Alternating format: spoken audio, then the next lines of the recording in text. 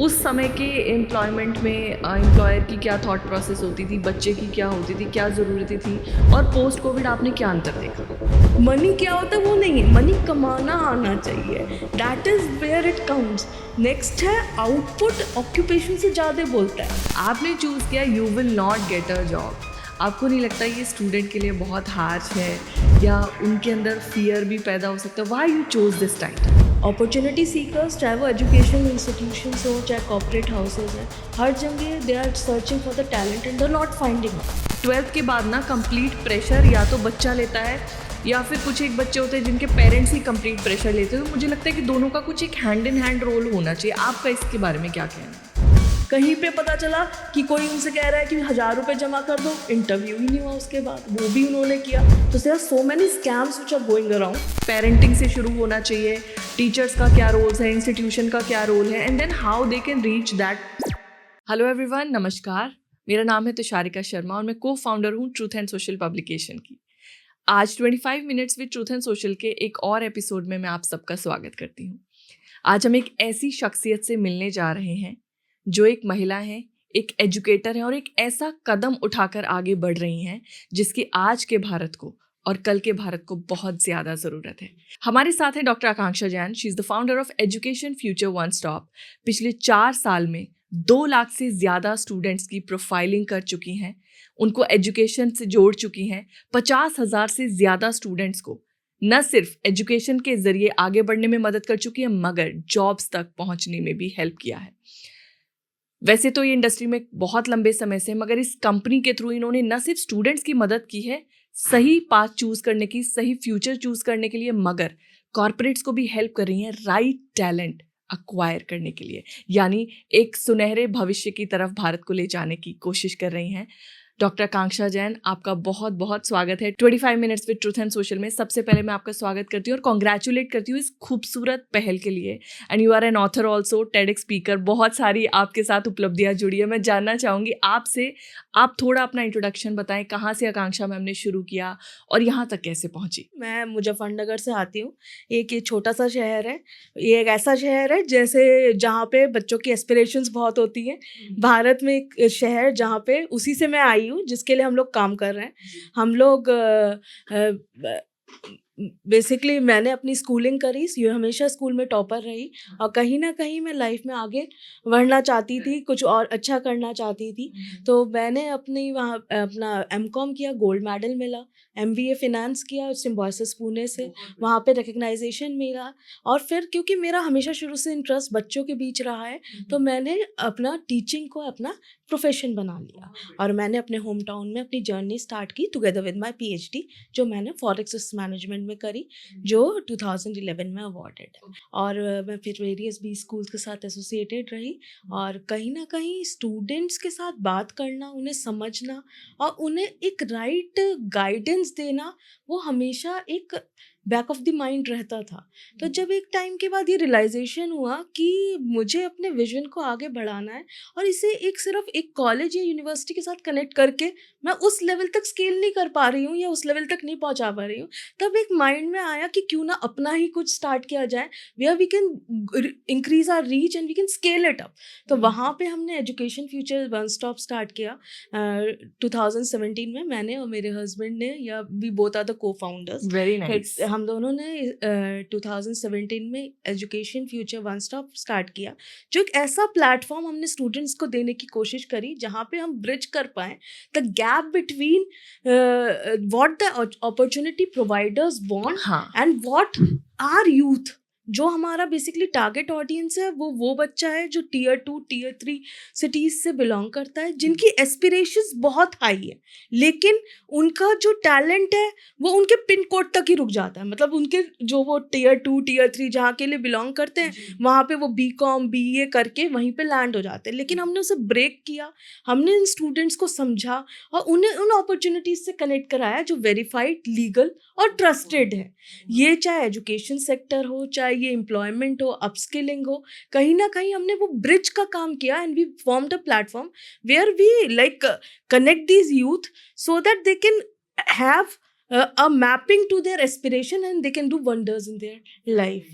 And this book is also a outcome, जहाँ पे हम इतने बच्चों से बात हुई है और उन्होंने समझा है, पहचाना है। तो जब इस बुक ये लगा कि ये जो बातें हैं, ये जो समझ है, बच्चा कभी भी जॉब आसानी से पाता नहीं है। It is a marketing strategy जो एजुकेशन इंस्टीट्यूट्स हैं, जो बेसिकली कोई भी यूनिवर्सिटी है, कोई भी संस्थान है, उनका जो मार्केटिंग कैंपेन चल रहा है आज के टाइम में, इट इज़ मोर ऑफ कि बच्चे को जॉब के अराउंड चलाते हुए कैंपेन, कि मैं इसको 50 लाख का पैकेज दे देंगे और हम इन्हें 1 करोड़ का पैकेज देंगे। इंटरनेशनल प्लेसमेंट्स की बात आए तो आजकल 3 करोड़ तक की बात हम सुन रहे हैं। लेकिन जो एक्चुअल सिनेरियो है वो टोटली डिफरेंट है।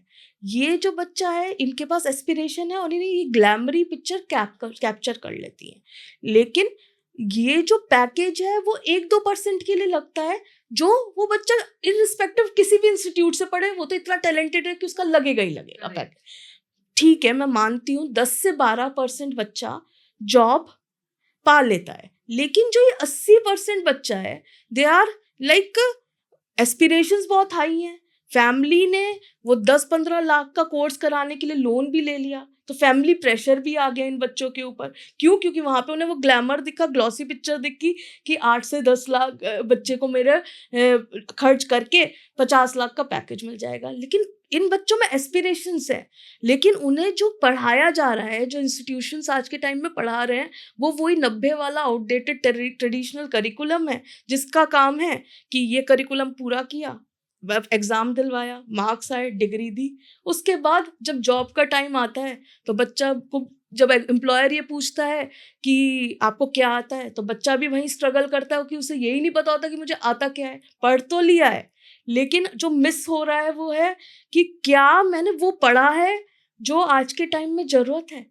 तो एजुकेशन इंस्टीट्यूट यहाँ पे क्या कर रहे हैं, वो कह रहे हैं मेरा करिकुलम अप्रूव है, मेरा जो इंस्टीट्यूशन है वो एक्रीडेटेड है, और वो ब्लेम बच्चे पे ट्रांसफर कर रहे हैं। तो give a voice to this, tell the students कि अल्टीमेटली आपको अपनी लाइफ को खुद ही बचाना है, you only have to save your life. So it is like this book, you will not get a job, is the outcome for from the entire journey, जहाँ पे हम लोग इतने बच्चों के साथ बात कर चुके हैं, उन्हें समझ चुके हैं, जो उन्होंने चैलेंजेस फेस किए हैं।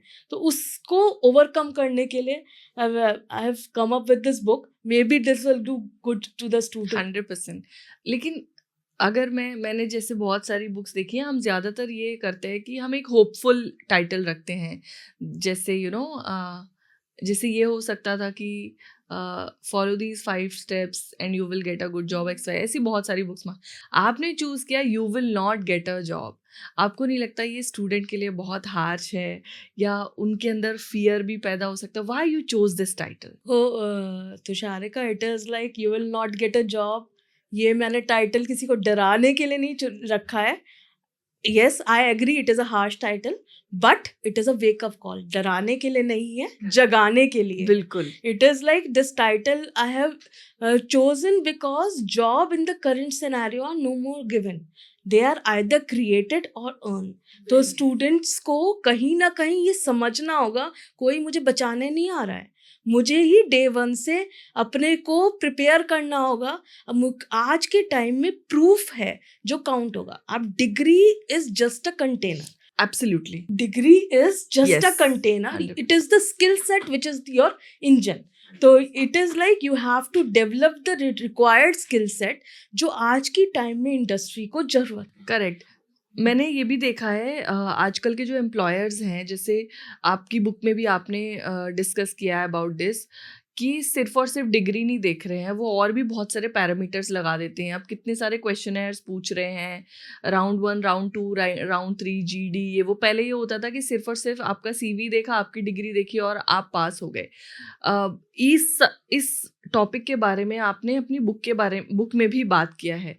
ये जो बुक आपने लिखी है और ये जो टाइटल आपने चूज किया है, ये सिर्फ और सिर्फ एम्प्लॉयमेंट रिलेटेड तो नहीं है, एजुकेशन का भी आपने बहुत बड़ा रोल इसमें बताया है। अब जो आप बात अभी बोल रही हैं और जो स्टेटमेंट मैंने दिया है, ये दोनों मिक्स कैसे होते हैं? मतलब आप किस तरह इस चैलेंज को रिजॉल्व करती हैं और कैसे इस बुक में आपने नॉलेज देने की कोशिश की अबाउट दिस? देखो, मैं ये कभी नहीं कहूँगी कि डिग्रीज ज़रूरत नहीं है। डिग्रीज आर फाउंडेशन, लेकिन खाली डिग्रीज क्या पर्पस सॉल्व कर रही हैं? और हमारा जो बेसिक मकसद ये है कि जो एजुकेशन प्रॉमिस करती है वो कहीं ना कहीं इकोनॉमी को रिवॉर्ड करना। 100%. What education promises, the economy has to reward it, and reward has to be in the form of livelihood. 100%. इसमें कोई दो राय नहीं बिल्कुल है। बिल्कुल. और एक डिकेड से या मोर देन डिकेड से एजुकेशन को सेफेस्ट लेडर की तरह हम लोग मान रहे हैं। हाँ, ठीक है, हम मान रहे हैं कि बच्चे को, एक मेरे माँ बाप हो, किसी के भी माँ बाप हो, वो क्या कहते हैं, पढ़ ले बेटा, डिग्री ले ले, तेरी जॉब लग जाएगी। This has been a myth, this has been told to us from generations. लेकिन क्या ऐसा हो रहा है? मतलब मेरा जो पर्सनल ऑब्जर्वेशन है, whether it has been in the classrooms, whether it has been in the boardrooms, whether it has been into system led discussions, what I have observed कि बच्चे इस entire ecosystem में, जो hiring ecosystem है, इसमें कहीं ना कहीं जो rejections हैं, they are far more than absorptions. और जो ये इसमें भी एक पेनफुल ट्रुथ निकल के आता है कि जो बच्चा है अगर वो रिजेक्ट हो रहा है तो अल्टीमेटली उसका जो ब्लेम है, वो ब्लेम गेम स्टार्ट हो रहा है।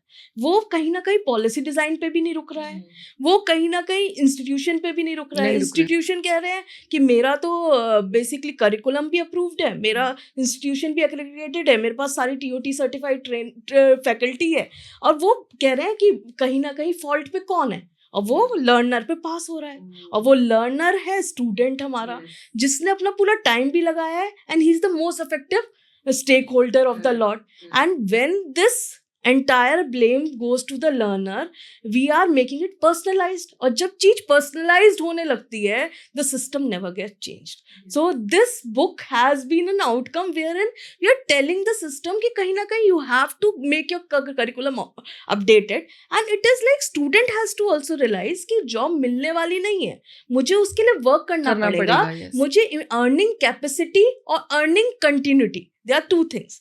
I have to develop my skill set so that I have the earning capability as well as the continuity so that I have to survive in the market. मुझे ये ना पूछना पड़े कि मुझे ये जॉब मिल जाएगी क्या, मुझे ये बोलूँ I have the proof of concept कि मैं ये कर सकता हूँ, I have this skill set, तो मुझे जॉब दे दो। तो everybody will have a demand for correct, 100%.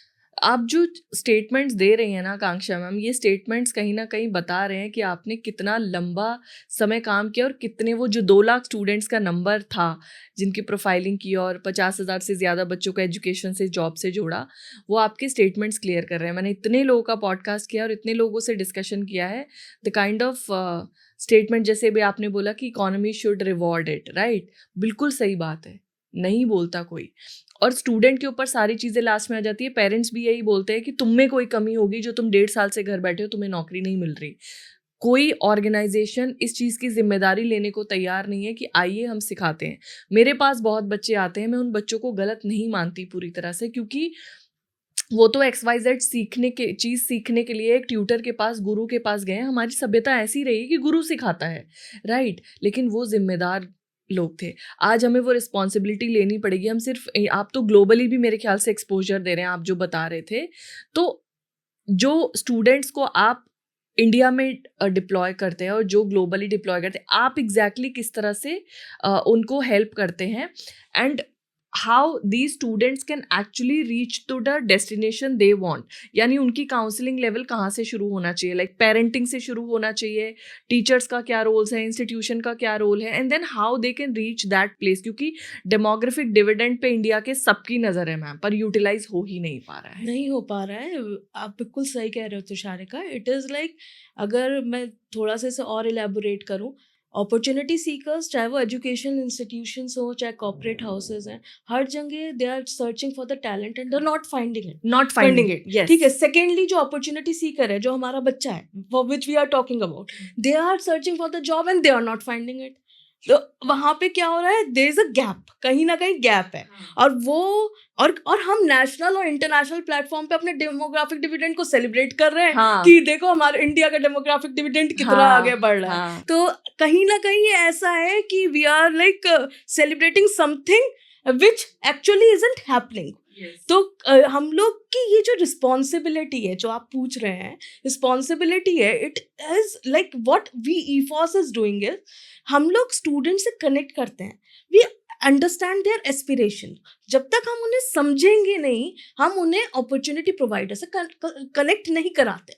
Secondly, जब हम उन स्टूडेंट्स को समझते हैं इन ड्यूरिंग आवर प्रोसेस, तो हम ये जानते हैं कि ये स्टूडेंट क्या कर सकता है एंड उनके पेरेंट्स की एस्पिरेशंस क्या है अपने बच्चे से। ये भी आप पूछते हैं? ये भी पूछते हैं, पेरेंट्स को भी हम कनेक्ट करते हैं through our ground level presence. उसके बाद हम उनके अफोर्डेबिलिटी चैलेंजेस देखते हैं, क्योंकि हमें मैपिंग खाली एक बच्चे को जॉब से कनेक्ट कराना बहुत आसान है। It is not only match making, it is understanding the aspiration. Secondly, जो अपॉर्चुनिटी प्रोवाइडर्स है, अब हमारे पास यहाँ पे अगर बच्चा है, अब वो चाहता कुछ और है लेकिन अपॉर्चुनिटी प्रोवाइडर वो अपॉर्चुनिटी दे ही नहीं रहा है, तो हम उनसे बात करते हैं कि आप ये अपॉर्चुनिटी को इस तरीके से कस्टमाइज करिए क्योंकि हमारे बच्चे के पास इस टाइप की रिक्वायरमेंट है, उसके ऐसे एस्पिरेशन है। जैसे हम लोगों ने एक नया इंट्रोडक्टरी प्रोग्राम स्टार्ट किया है जिसे हम वर्क इंटीग्रेटेड मोड में, लर्न इन मोड में चलाते हैं, जहाँ पे हम 15 दिन बच्चे को ट्रेनिंग देते हैं। वो बच्चा है जो बिल्कुल अफोर्ड नहीं कर पा रहा है, ठीक है, लेकिन हम ये नहीं चाहते कि वो BA BCom घर के बाहर करे और आज भी वहीं रहे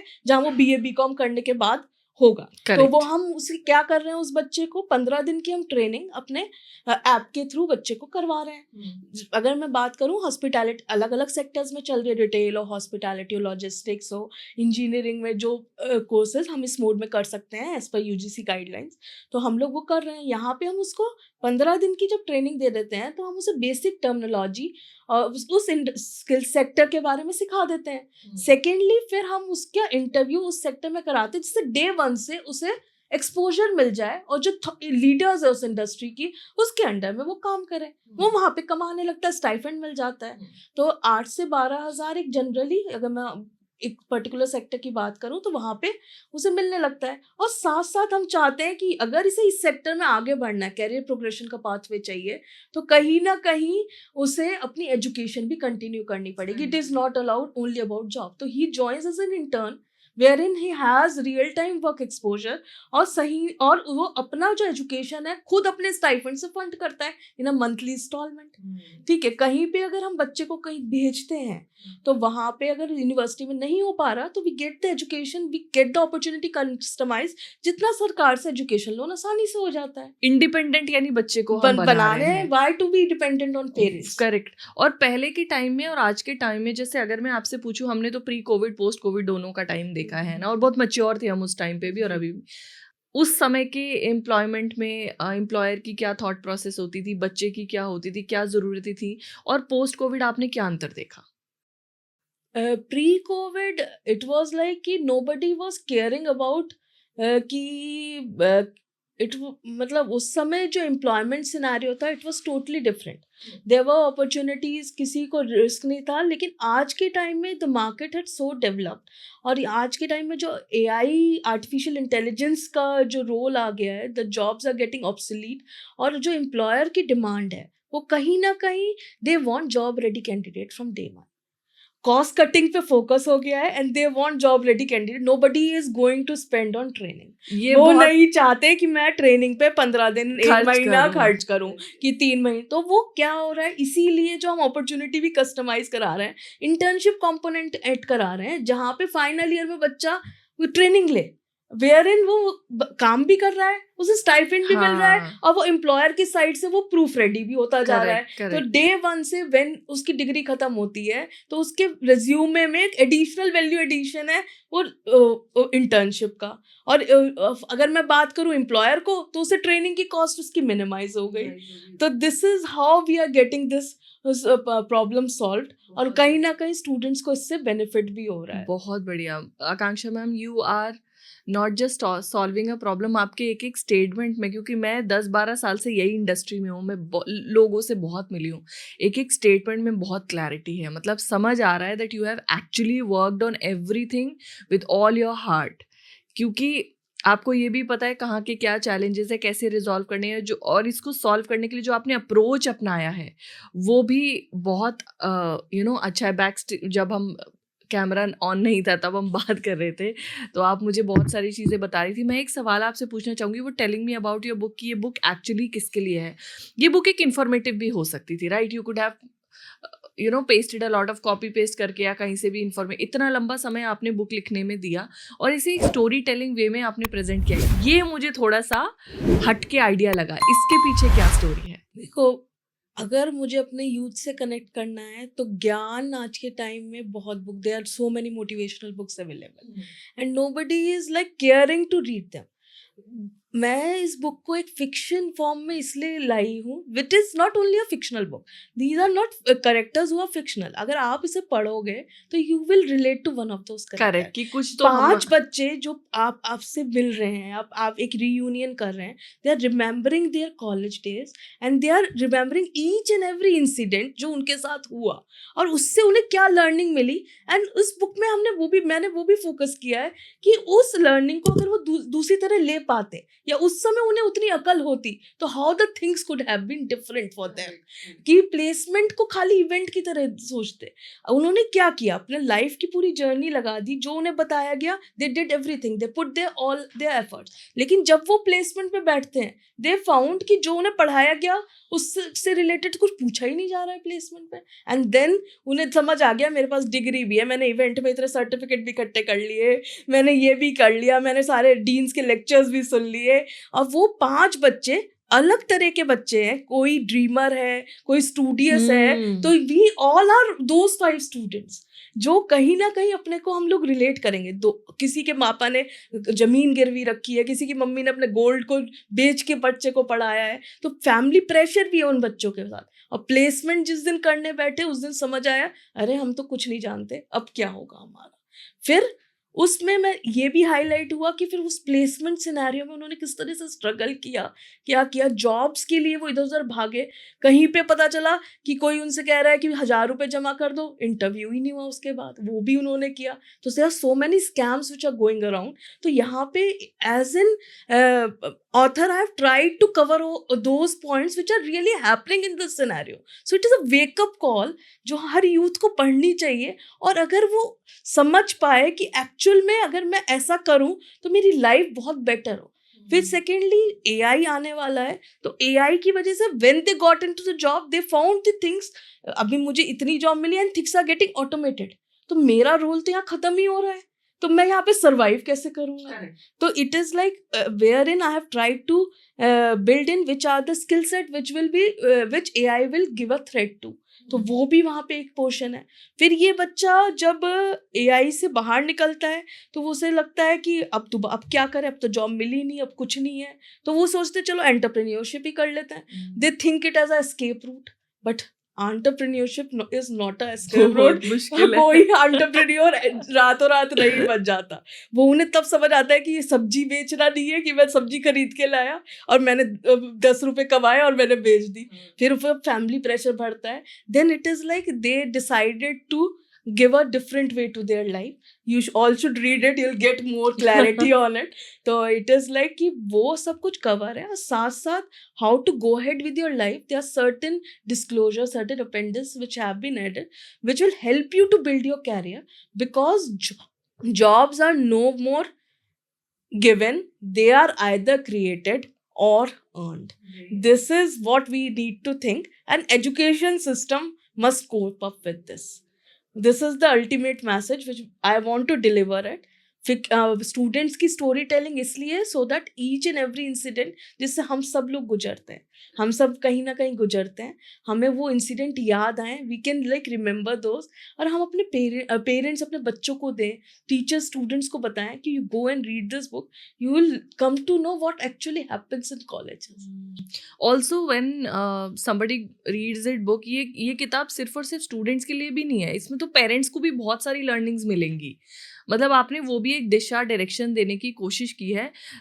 मैं ये सवाल आपसे पूछना चाहूँगी, एज पर यू एंड जो मैं ये बुक रीड करी तो भी मिल रहा, पेरेंट्स का कितना बड़ा रोल होता है कि बच्चे राइट डायरेक्शन में कैसे जाएं और किस किस स्टेज पे उनका रोल होता है, क्योंकि 12th के बाद ना कंप्लीट प्रेशर या तो बच्चा लेता है या फिर कुछ एक बच्चे होते हैं जिनके पेरेंट्स ही कंप्लीट प्रेशर लेते हैं। तो मुझे लगता है कि दोनों का कुछ एक हैंड इन हैंड रोल होना चाहिए। आपका इसके बारे में क्या कहना है? ये जो रिस्पॉन्सिबिलिटी है स्टूडेंट की, देखो अवेयरनेस तो स्टूडेंट के एंड पे होनी बहुत ज़रूरी है, लेकिन पेरेंट का हैंड इन रोल चलता है, जैसे आपने बताया, क्योंकि बच्चा अभी उस डायरेक्शन पे है where he is not matured enough to take the right decision. तो पेरेंट्स कहीं ना कहीं उसे समझें और उसे सही डायरेक्शन में मोल्ड कर पाए, दैट इज देयर रिस्पॉन्सिबिलिटी। देखो पेरेंट्स जनरली क्या कर रहे हैं, वो अपनी एस्पिरेशन से बच्चे को मैप कर रहे हैं और कहते हैं तू इंजीनियर बन जा, दैट इज नॉट करेक्ट। यहाँ पे हैंड इन हैंड रिस्पॉन्सिबिलिटी है कि पेरेंट्स को भी बच्चे को समझना है मेरा बच्चा किस चीज़ में अच्छा है। अब एक एजुकेशन फेयर में एक लड़की से मैं मिली, that girl was doing BA, और उसके पापा उसे कह रहे थे मैं तो डॉक्टर बनाना चाहता था, दे बोथ वर देयर, और ये मेरी बेटी मान नहीं रही है, और वो मीडिया और एंटरटेनमेंट सेक्टर में वो she want to go ahead with it. अब उसके पापा, वो कह रही है मैम आप ही देखो कि मेरे पापा ने मुझे इतना प्रेशर किया हुआ है कि आज भी कहते हैं बीए डीयू से कर रही है कि आप तुम क्विट कर दो और you have to become a doctor, और तुम 1 साल के लिए ब्रेक ले लो।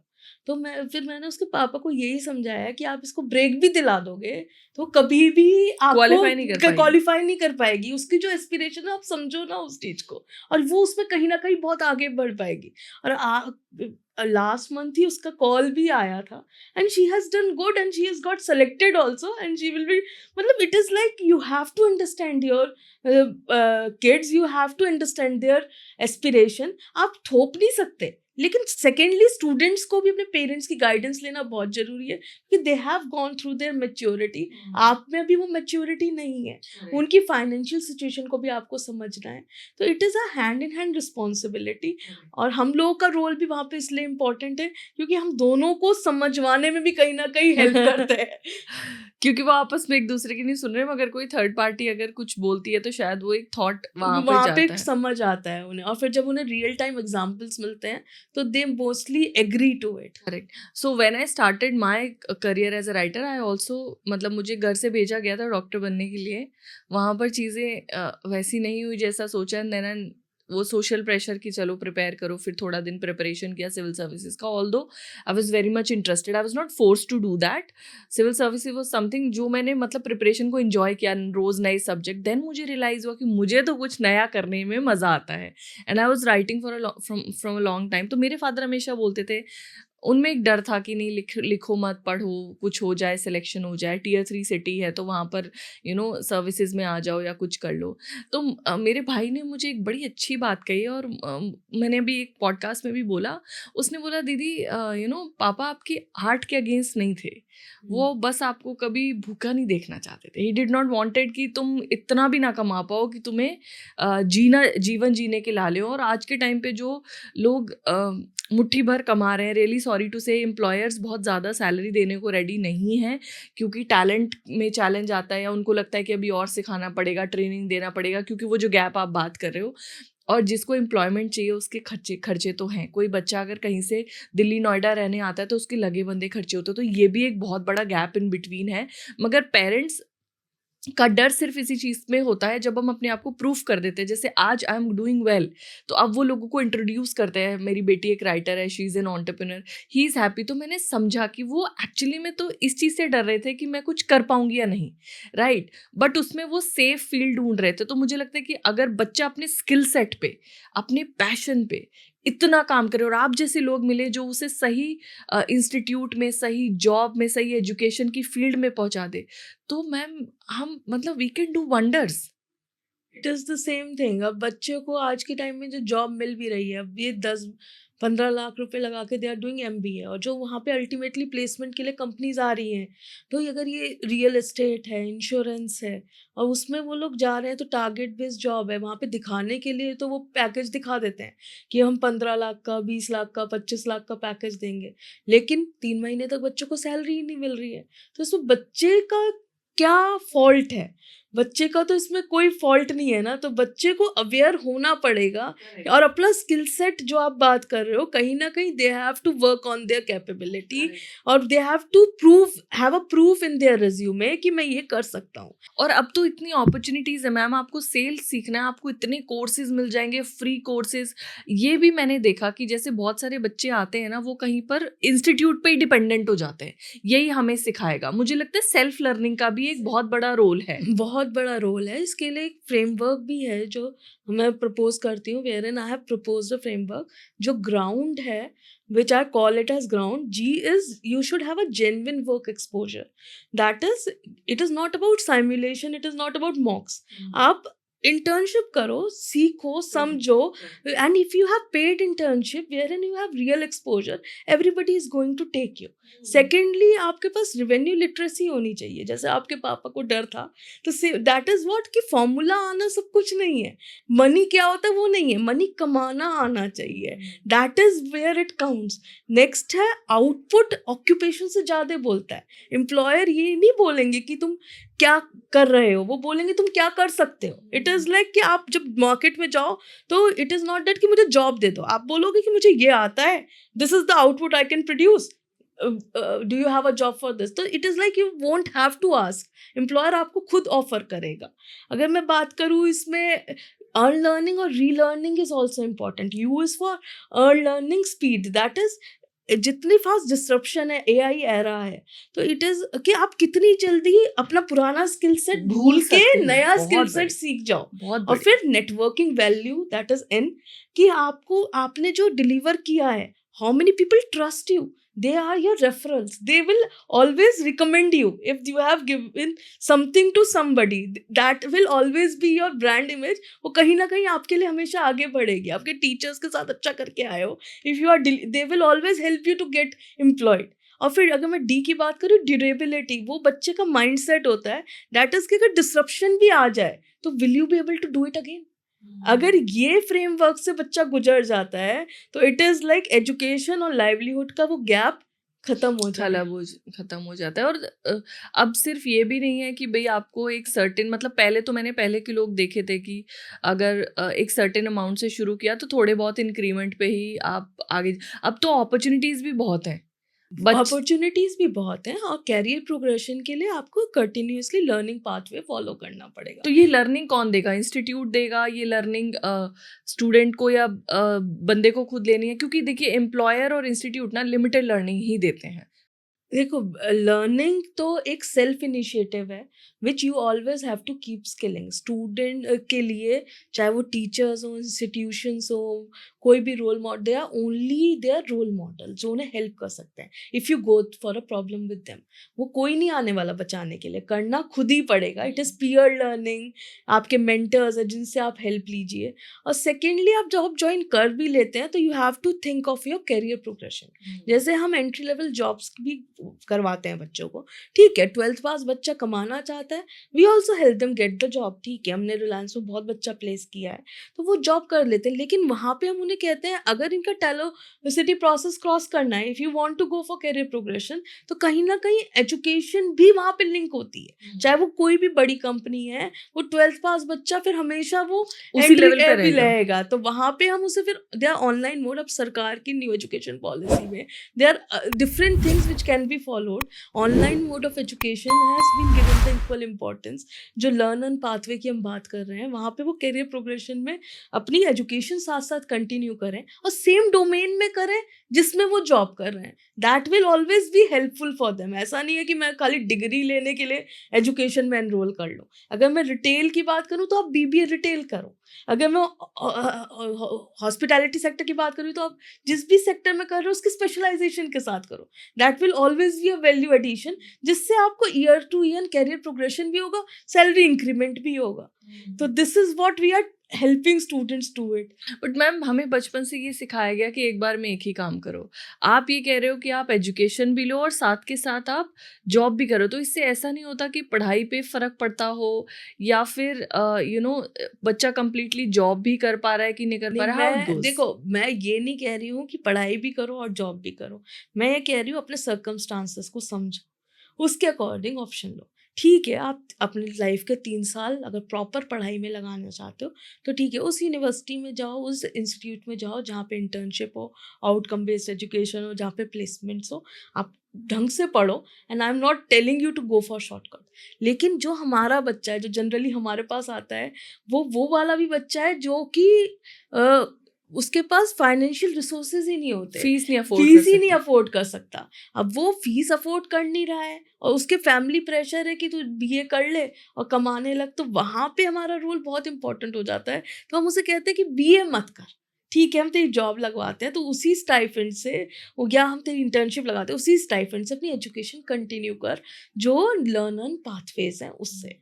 तो जो वेट कर सकता है, we will never tell them to go for shortcuts, because these are not shortcuts, these are also the pathways जहाँ पे देयर इज अ मॉडल जहाँ पे you get exposure from day one.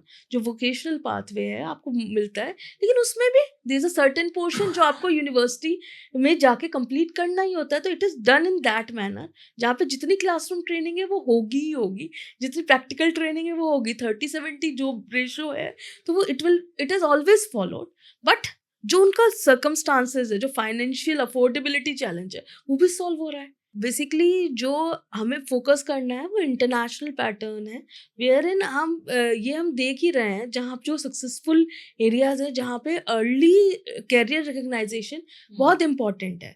तो वहाँ पे अगर मैं जर्मनी की बात करूँ, they are following the dual system of education, जिसमें वो डे वन से कैंडिडेट को रियल वर्ल्ड एक्सपोजर प्रोवाइड करते हैं। तो हम भी यहाँ पे कोशिश करते हैं कि बच्चे को 14-15 साल में पता हो कि मुझे एक्चुअल में क्या करना है, ठीक है। उसके बाद उसे हम वो कैरियर पाथवे सजेस्ट कर रहे हैं, जिससे कि वो अगर वो रिसर्च में जाना चाहता है तो वो इस तरीके से जाए, अगर वो वोकेशनल में जाना चाहता है तो ठीक है, वोकेशनल में जो न्यू एजुकेशन पॉलिसी से पाथवे बना है उसकी तरह हम उसे लिंक कर रहे हैं। उसमें वो डे वन से कमाने लगता है और साथ साथ अपनी एजुकेशन भी करता है। तो जो एक ट्रेडिशनल फॉर्म से आगे बढ़ना चाहता है वो उस तरह बढ़ रहा है। सो इट इज़ लाइक कि वैल्यू एडिशन उसकी लाइफ में किस तरीके से होता है, that is what we are helping students. मतलब आप दोनों चीज़ें एक साथ, और कहीं ना कहीं ब्रेन का डेवलपमेंट भी देख, क्योंकि 17-18 साल के बाद अब सोच रहे हो कि अब क्या करना है, और 14 साल तो आपने वो अपनी ज़िंदगी के 5-6 साल बचा भी लिए, और अब आप जब आप रियल वर्ल्ड में एक्चुअली एंटर करते हो तो आप प्रिपेयर्ड एंटर कर रहे हो, सीख के एंटर कर रहे हो। और कहीं ना कहीं मुझे लगता है कि अब इंडिया भी इसी डायरेक्शन में बढ़ रहा है, और ये डायरेक्शन सही भी है, क्योंकि आपकी फैमिली पे प्रेशर नहीं पड़ रहा, आप रिस्पॉन्सिबल बन रहे हो। जब आप ग्लोबल पेडेस्टल पे compete कर रहे हो तो ग्लोबल पेडेस्टल के लायक भी बनना पड़ेगा। सो ओके, जिन 5 लोगों की आपने बुक में स्टोरी बताई है आकांक्षा मैम, ये क्या आपकी जिंदगी से जुड़ी है, या मतलब ये प्योरली फिक्शन है? जैसे आपने बोला कि हम you are already working in this field, तो फील्ड से आपने ये कैरेक्टर्स उठाए हैं, या फिर ये अपनी आसपास की जिंदगी से, कहाँ से ये कैरेक्टर्स कहाँ से जन्मे, क्योंकि सारे कैरेक्टर बिल्कुल अलग हैं एक दूसरे से। देखो, ये अगर मैं बात करूँ तो दिस स्टोरी या दिस बुक कोई ये भावना से निकली हुई बुक नहीं है, it is data driven, ground reality से this book has come up. ये जो 5 कैरेक्टर्स हैं, दीज आर द कैरेक्टर्स जो कहीं ना कहीं ओवरऑल सिनेरियो में जिस टाइप के बच्चे को हम ग्रुप कर सकते हैं, दे हैव बीन ग्रुप, कि कोई बच्चा है जो स्टूडियस है, कोई है जो ड्रीमर है। तो it is like everybody has a different skill set. तो जो बेसिक ग्रुपिंग हम कर सकते थे, उस बेसिस पे ये हमने 5 करेक्टर कोशिश किया है कि वो कहीं ना कहीं आप उस करेक्टर में अपने को पाओगे, फिट पाओगे, फिट हाँ। पाओगे। और ये बुक क्या, मैं जानना चाहूंगी, कोई सॉल्यूशन देगी हमारे रीडर्स को जो इस किताब को पढ़ेंगे? कोई 3 की टेकअवेज जो आपको लगता है कि रीडर्स को मिल सकते हैं from this book? The three, ये book obviously it is a fiction based book for the initial phases, लेकिन it is a wake up call for the students. और एक प्रॉपर गाइडलाइंस हमने इनकलकेट की है, जिससे कि बच्चे को पता चले लाइफ में आगे कैसे बढ़ना है। तो the three takeaways from the book is, you are never given a job is either created or earned. Second is, degrees are just your passports, skill sets are the visas. So, and the third takeaway is this, is that the economy has to reward what education promises. You cannot every time shift the blame to the learner. Correct, very nice. तो मतलब जो readers हमारे इस किताब को पढ़ेंगे उन्हें एक कम से कम ये समझ तो आ जाएगी कि वो गलती कहाँ कर रहे हैं। अगर और ये बुक जो जब when I was going through the script, this book is not just for students, parents भी, कोई बड़े भाई बहन है जो ऑलरेडी अपने करियर में आगे बढ़ चुके हैं और वो नहीं चाहते कि जो हमारे साथ हुआ है वो हमारे भाई बहन के साथ हो, उनके लिए, हमारे फ्रेंड्स के साथ हो, उनके लिए। तो ये एक यू नो जो किसी की जिंदगी में बदलाव भी लाना चाहते हैं वो एक दूसरे को दे भी सकते हैं ये किताब। एक और चीज मैं जानना मतलब मैं इसमें ऐड करूंगी, कोई भी कॉलेज इंस्टीट्यूशन इस बुक को कभी रिकमेंड नहीं करेगा, because it has come up as a like a call for them also to Correct. think over their traditional curriculums, to think on what is actually outcome based education, to go for credit linking to their curriculum, with what NEPs already like been implemented by government, but they are like delaying it, getting it to the ground level reality. जो 2027 तक होना था काम, वो आज भी delay बैठा है, because everybody is not doing it. तो कहीं ना कहीं उनके लिए भी है। लेकिन हाँ, पेरेंट्स स्टूडेंट्स एक दूसरे को पास ऑन करेंगे, that they should be more aware कि हमें कैसे लाइफ में आगे बढ़ना है। So it will be a call from coming from the parents कि वो अपने बेटे को कहेगा कि एक बार ये पढ़ जरूर लेना, जब तुम कॉलेज एंटर करोगे तो you have a open mind to face the challenges coming around you. कि वो 3 साल बाद जब प्लेसमेंट के टाइम बैठो तब मत जगना, पहले दिन से जग जाना। तो अगर मैं कहूँ कि ये किताब नहीं क्रांति है तो गलत नहीं होगा। कोशिश तो यही करिए, it should give a movement and a movement in a positive direction, that student should also realise कि it is my responsibility entirely. I cannot blame the system, but system must also realize that we have to design the outcomes which are relevant for the students. We cannot keep shifting the blame to our learners. आप भी आकांक्षा ma'am अपनी journey बता रहे थे, being a student आप topper रहे, then फिर आपने एमबीए किया, फिर आपने अच्छे इंस्टीट्यूट से एमबीए किया, देन आपने पीएचडी किया, मेरिटोरियस रहे हैं, मगर कुछ चैलेंजेस तो आपने भी फेस किए होंगे ड्यूरिंग योर एजुकेशन। तो क्या आपकी इनिशिएटिव, आपकी मूवमेंट और आपकी इस किताब को लिखने में उन लर्निंग्स ने मदद की है? मैं खुद एक हम्बल बैकग्राउंड से आई, बीइंग अ गर्ल, मुझे easily till graduation it was like कि I was not allowed to go out of my home town. ठीक है, तो कहीं ना कहीं वो स्टीरियोटाइप अप्रोच मैंने अपनी फैमिली में भी देखी। देयर वर सर्टेन सर्कमस्टांसेस जिसकी वजह से मैं शायद आगे नहीं निकल पाई बहुत ज़्यादा। तो इट वाज लाइक कि I did my things from the commerce background. As एक तो मेरे नाना जी, he was a gold medallist, so I had an inclination towards himself. And secondly मेरे को ये लगता था कि living in my home town this is the best thing I can do it, क्योंकि मेरे को उतना एक्सपोजर मैं जब 12th क्लास में थी तो 11th क्लास में थी, sorry, when I was in 11th class, तो in the 10th class I was a district topper. So जब मैं 11th में गई तो it was, I still remember Saint Mavis करके the sister, she was saying कि आकांक्षा नहीं, तुम तो साइंस साइड ही लोगी, बीइंग मतलब topper of the district over 90% और सब कुछ होने की वजह से, और we will not give you commerce. Commerce उस समय ये थिंकिंग थी कि कॉमर्स नीचे वाले बच्चे लेते हैं, it is not meant for. और she holded my thing for the admission and she told me कल पापा के साथ आना, maybe you are taking the decision in a hurry. तो she was a learned principal and मतलब बहुत, लेकिन जब मैंने उन्हें बताया अपना रीज़न तो it was like they wilfully gave it to me. और आज भी मेरे टीचर्स कहते हैं कि इस बच्ची ने सबसे लड़के शी गॉट टू कॉमर्स, उसके बाद आगे बढ़ी। चैलेंजेस तो देखो सबकी लाइफ में रहते हैं, और लेकिन इट वॉज लाइक कि I overcame those challenges, did my things at an very early stage. जब लोग जगते हैं उससे पहले मैं कर चुकी होती थी चीज़ें। And it was also like कि स्टूडेंट के साथ इंटरेक्शन का अच्छा लगता था, तो घर पे भी बच्चे आते थे, I use to teach them during my studies as well. So वो को लर्निंग पैटर्न जो स्टेब्लिश हुआ और जो समझ आया कि ये मतलब मेरे जैसे हर बच्चे में एस्पिरेशन है, हम लोग ज़िंदगी में बहुत कुछ करना चाहते हैं, लेकिन अगर हमें प्लेटफॉर्म ही नहीं मिलेगा तो हम करेंगे कैसे? और जब तक कोई गाइड करने वाला नहीं होगा तब तक हम नहीं कर पाएंगे। और सेकेंडली फाइनेंशियल कॉन्स्टेंट और पेरेंट्स की काउंसलिंग भी बहुत इंपॉर्टेंट है। तो उसी के बेसिस पे आई हैव ग्रोन अप, और I want everybody to grow up and do something in life. जो भी आपकी इतने दिन की जर्नी रही है, एक एक 2 मिनट में कुछ आप कहना चाहें स्टूडेंट से, पेरेंट से, कोई आह्वान करना चाहें, या आपसे किस तरह जुड़ सकते हैं, या क्या इम्पोर्टेंस है काउंसलिंग का, और जो भी चीज़ें हम करते हैं, कुछ एक लर्निंग मैं चाहूँगी कि मैं आप देकर यही जाएं। यहाँ पे आपको कहना चाहूँगी, ये जो एक मार्केट है, इसमें जो ये एडवर्टाइजमेंट के अराउंड जो ट्रैप क्रिएट हो रहा है of the fake placement options, उससे आप अवेयर रहो। ये जो आपको ये 50 लाख का पैकेज, 1 करोड़ का पैकेज, 3 करोड़ का पैकेज दिखाया जा रहा है, आप उस ट्रैप में मत फंसो।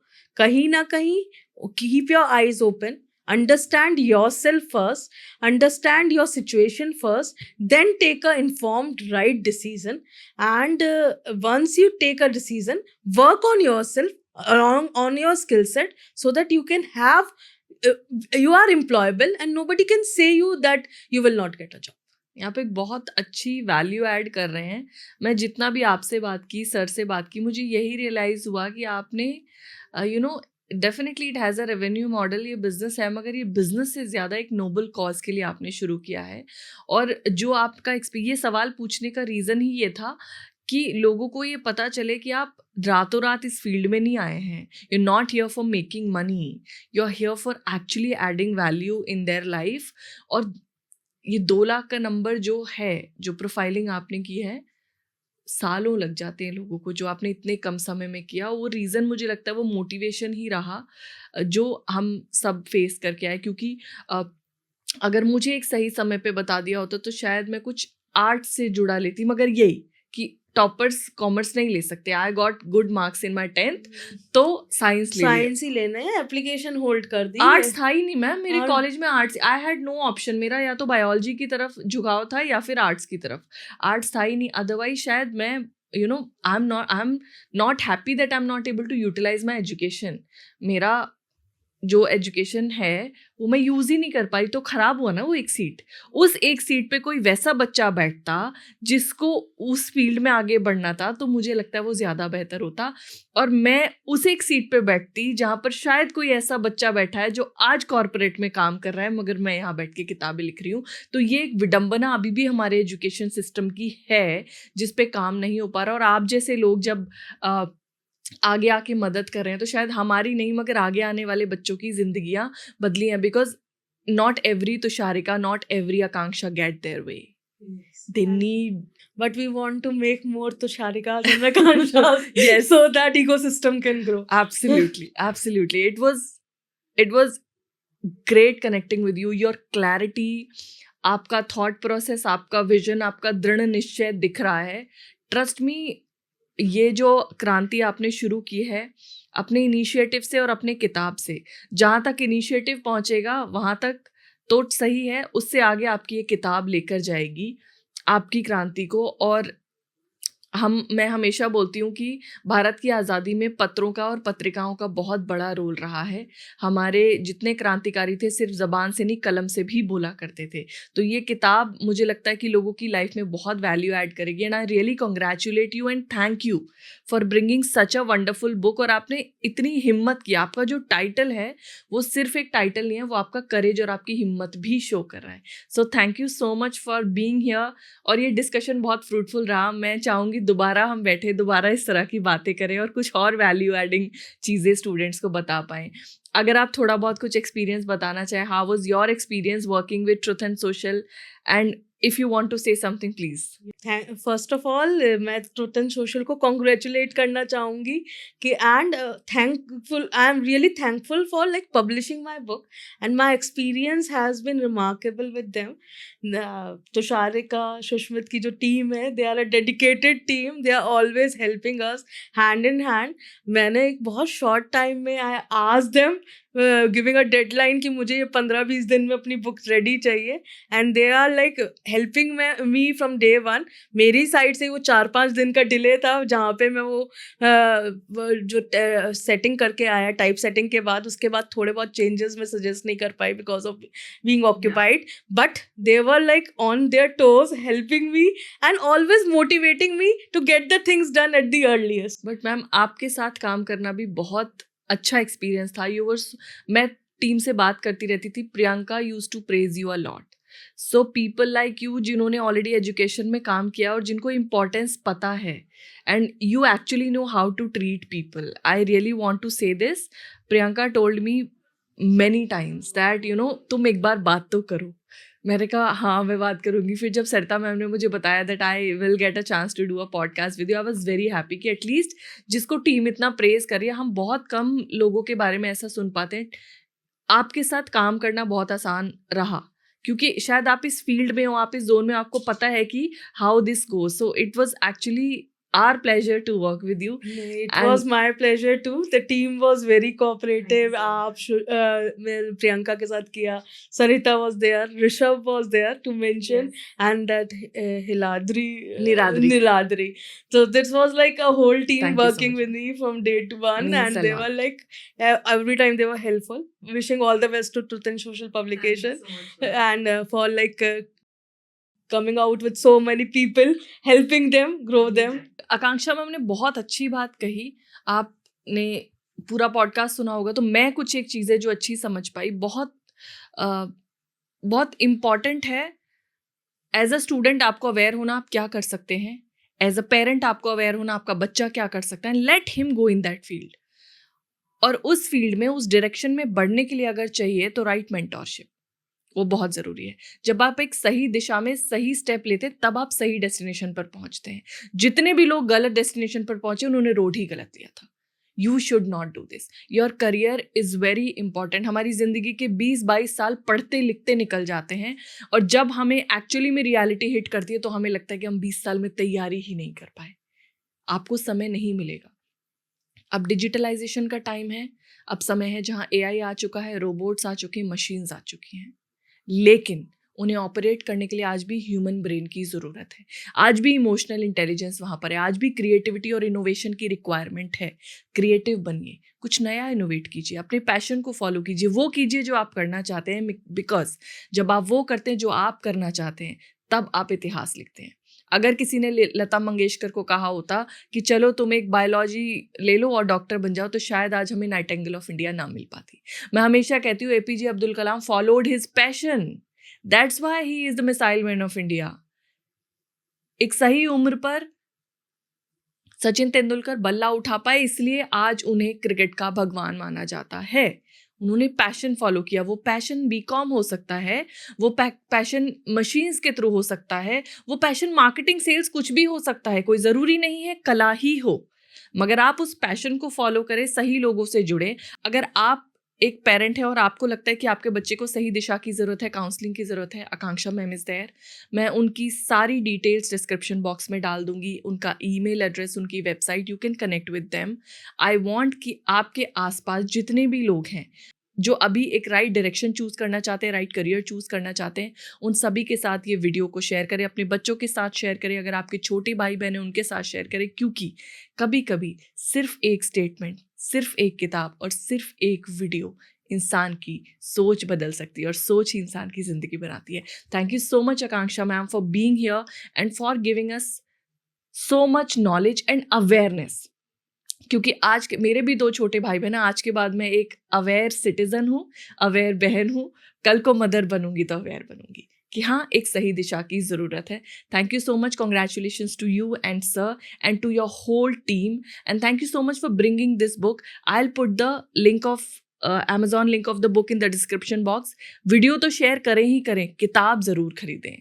क्योंकि ये एक किताब मैं तो पढ़ चुकी हूँ, मैं चाहूँगी आप सब पढ़ें. ये एक किताब आपको वो सोचने पर मजबूर करेगी जो आप अब तक नहीं सोच पाए हैं. So thank you so much everyone for being here. 25 minutes with truth and social के एक और एपिसोड में आप सब हमारे साथ जुड़े रहे. अगले एपिसोड में मैं एक और अच्छे गेस्ट के साथ, एक और अच्छी जानकारी के साथ और शायद एक और अच्छी किताब के साथ आपको. Thank you so much.